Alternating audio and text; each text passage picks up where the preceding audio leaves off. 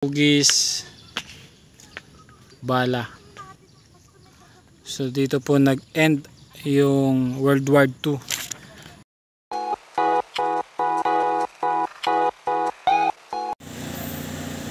So ayan, good morning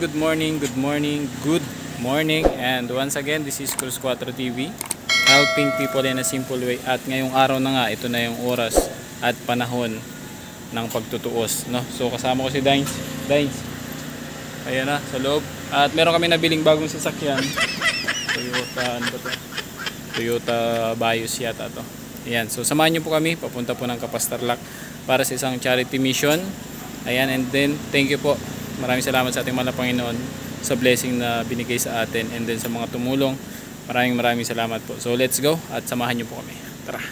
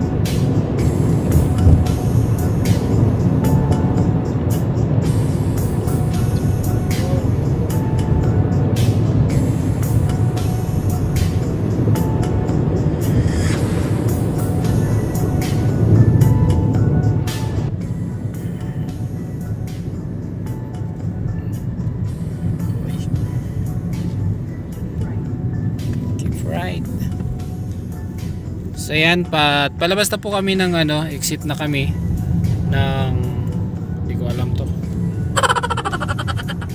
Pa-exit na po kami ng basta exit. Basta exit to. Ayan. Palabas ng EasyTex. EasyTex to. South Luzon. South ay North. Bakit EasyTex? Ano bang ibig sabihin ng EasyTex? Mamaya search natin. Exit na.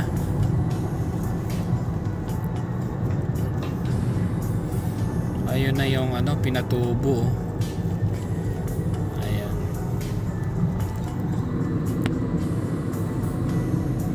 So ayan po. So nag-exit na kami ng expressway. Papasok na kami ng Tarlac na yata to.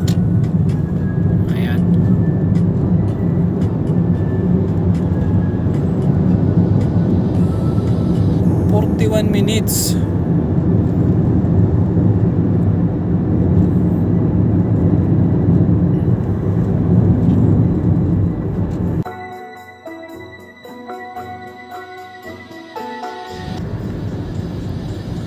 Ayan. Sana ba to? Ang ganda ng dito sa side na to. Pandesal naka aircon tayo, pandesal. Naginip ka na naman din sa.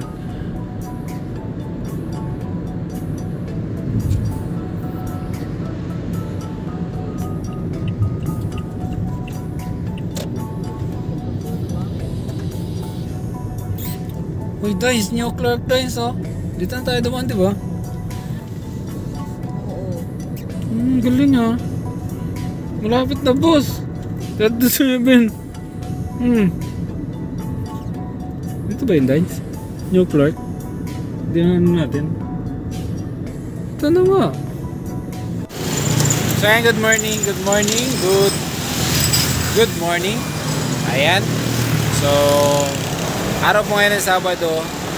So nandito na kami, malapit sa pupuntahan na kung saan po ay Kapastarlac. So drop by muna kami at kakain lang. So kain lang muna kami, almusal. So tara.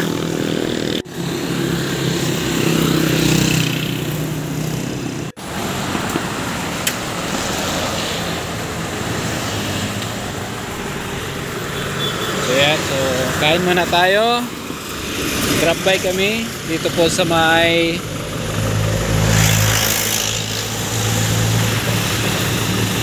Arlene's Carinderia. So kain muna tayo.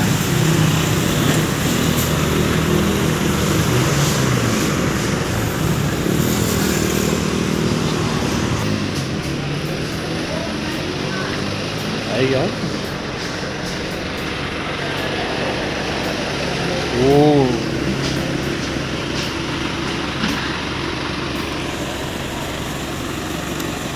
Hi sir, good morning po. Anong ulam? Ang dami, masarap. Uy, ang sarap. Ito, gusto ko. Ayun si sir. Boss, kumusta biyahe? Saglit lang. Ayan po. Ate, pwede ba kumain dito? Oo. Pwede? Kumain? Pwede nga. Nakapidyo ako! Ay ka sa vlog ate. Shout out po. Anong lugar to ate? Restway. Restway. Restway? Restway. Cristo Rey. Navy. Tarlac na po. Navy Kapastar. Apas. Kapas Tarlac. Ayan. Sige. Shrine. Nasarap pa ng shrine. Ayun pala dun. National shrine. Mga gusto niyong sabihin ko pa sa inyo yung history. Oh, history daw. History. Sige. Ayaw. Sige na ate. Minsan lang kami Yung mga sundalong naglakad. Pero titikman muna natin yung lutong Tarlac. Dito, ang dami oh. Ano ba yung video nyo? Ano bang vlog yan? Patalo kayo. Ayan oh. Ayan oh. Subscribe kayo. Hindi kami naka-ready. Ate oh. Yan. Anong luto ito ate? Caldereta. Caldereta. Ayan, isa niyan. Ito. Nakapaksangan. Sisi. Ito ate oh, parang masarap. Saan? Hindi lang parang masarap yan. Talagang masarap yan. Ito ate, ito. Tsaka ito. Okay, sure. Kapit. Sure yan ate ah, masarap ah. Ayan. Isa nito. Ayan. Ito, ito, tsaka ito. Oh, sige po. Habang nagtatakal ka ate, ano yung history ng ano? Ng shrine? Huwag na, hindi ko pala yun. Joke lang pala yun. Sige na. Hindi ako kapangpangan, hindi talaga ako taga dito. Ay, hindi ka taga rito. Pero marunong siya magpapampangan. Ayan. Sarap yan ate ha. Pag natikman nyo na at saka nyo na sabihin. Ay wow, may daong pa ng saging. Kanin namin.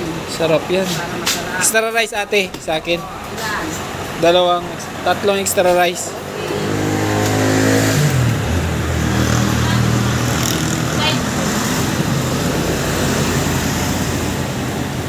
Lutong ano yan ha? Kapangpangan. Kapampangan. Anong tawag dyan? Bicol Express? Ba't dapat Tarlac Express? Dapat Tarlac Express, hindi Bicol Express ha. Palitan natin. Tarlac Express po yan. May alamang yan ate. Meron po. Sarap.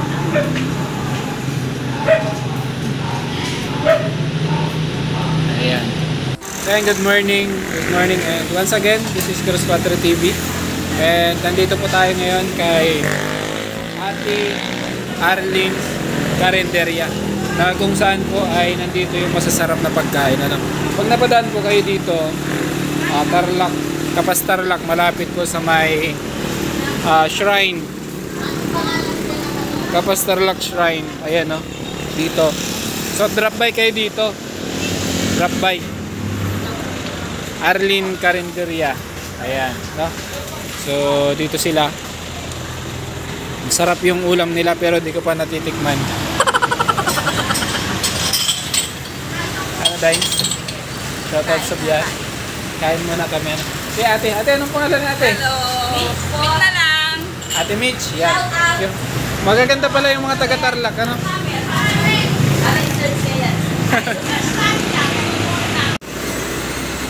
Extra rice. Ito yung sabaw may laman. Wow!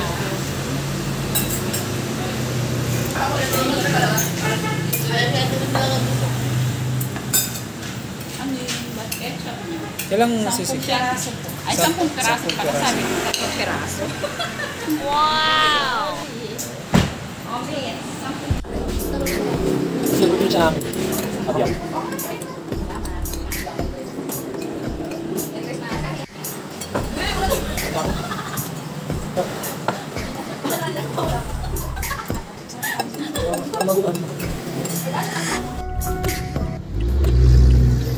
Mas natatakpan yung kapas na shrine.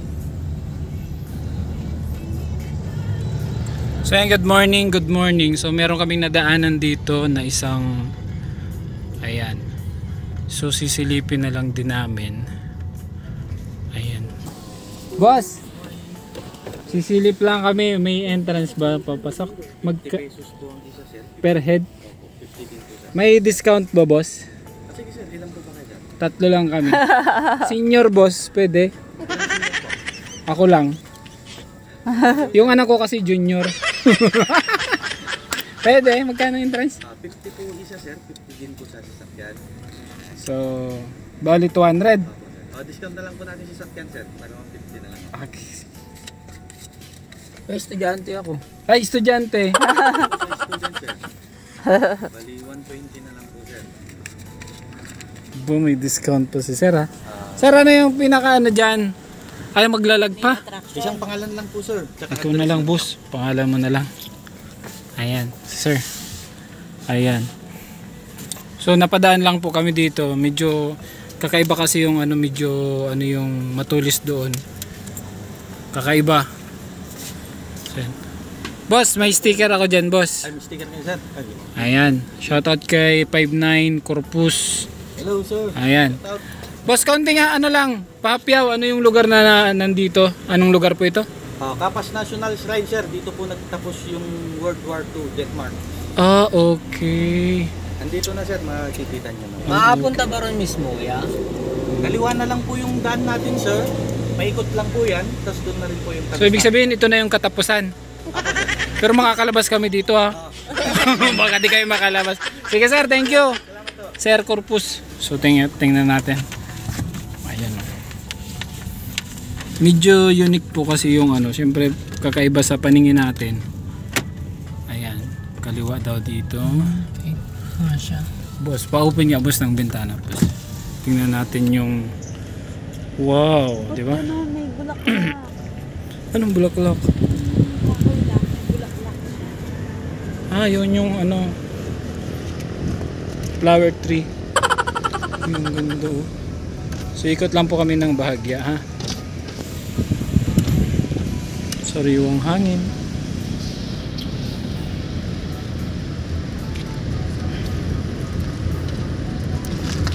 Buti ko yung sasakyan na discount. So meron tayong ano dito, binigay na guide. Ayan, oh. Tripping. So yung pinasok po natin ay Kapas National Shrine. Ayan. Tapos ayan, oh, ganda pala dito. So isa po pala tong ano, tourist attraction dito po sa may Kapas Tarlac.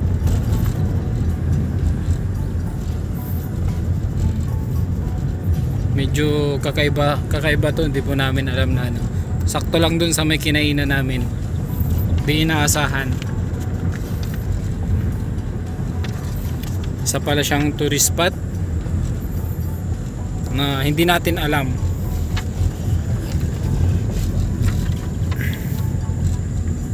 Ayan o, tinan mo yung puno na yan. Ay, may dahon to. Kanina bulaklak lang talaga. Ayan.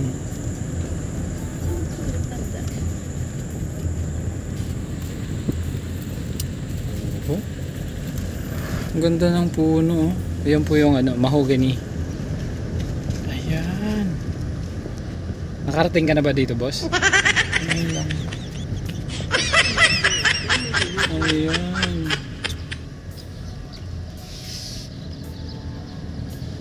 Okay.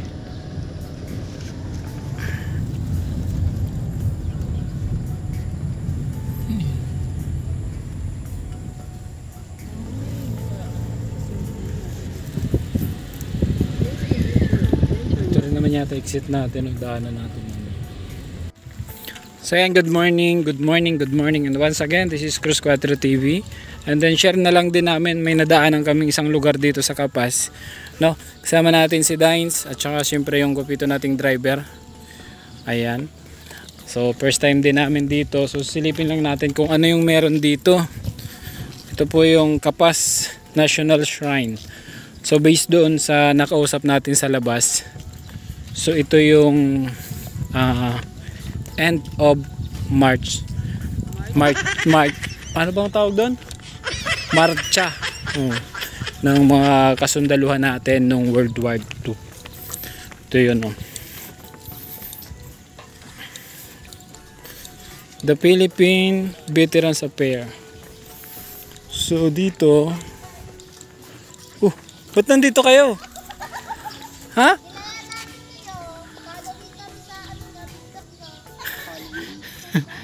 Ayan.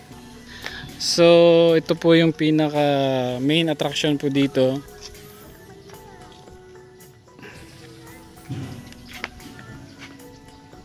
Ayan, kakaiba. Hugis bala. So dito po nag-end yung World War II. Pero check nyo na rin sa Google ha, para mas maganda na po. Pupost ko na rin to kasabay yung binigay sa ating at kakaiba tong lugar na to. Ano po, ayan. Yan, so silipin natin, mabilisan lang po at dinaanan lang namin talaga para ma-share din namin sa inyo kung ano po yung nandito. Taas. So ito po yung mga nandito po, yung listahan, grabe, ng mga bayaning sundalo.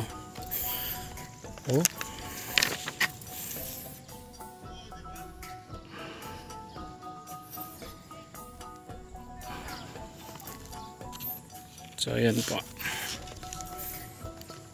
ang dami, no?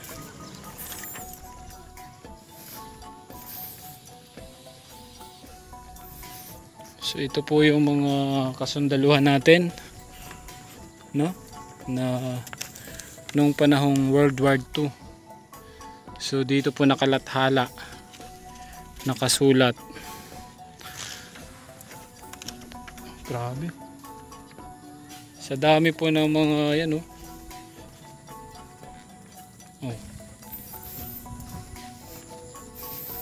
Baka may mga kamag-anak po kayo dito ng mga sundalo. Ayan, oh, na naging bahagi ng World War II. So ang dami po,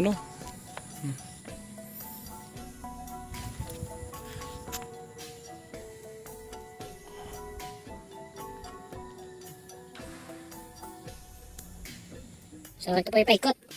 Sa dami, Pedro, Jupilo, Rufino, Alfredo, nasa makabilang buhay na ito yung mga nagbuwis buhay, para sa ating bansang Pilipinas. So share ko na lang din sa inyo at napadaan lang po kami dito, Dami.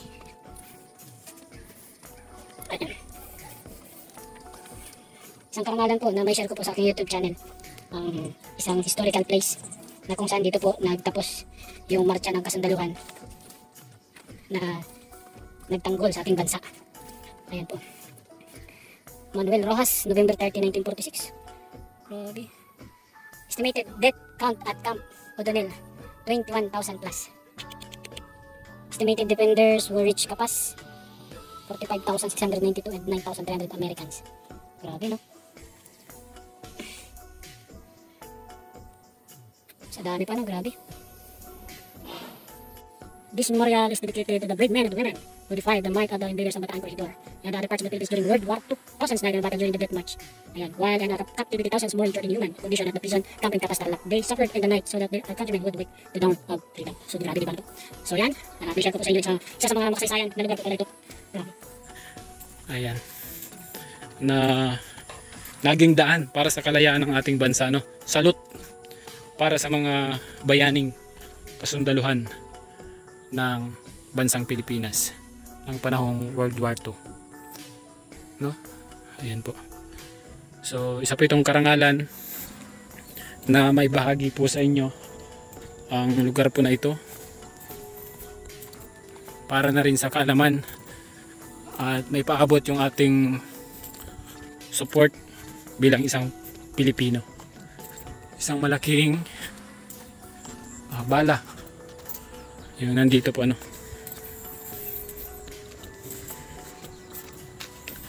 Ayan.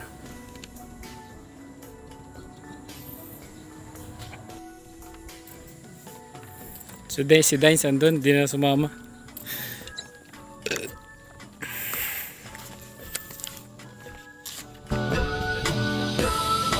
Asin.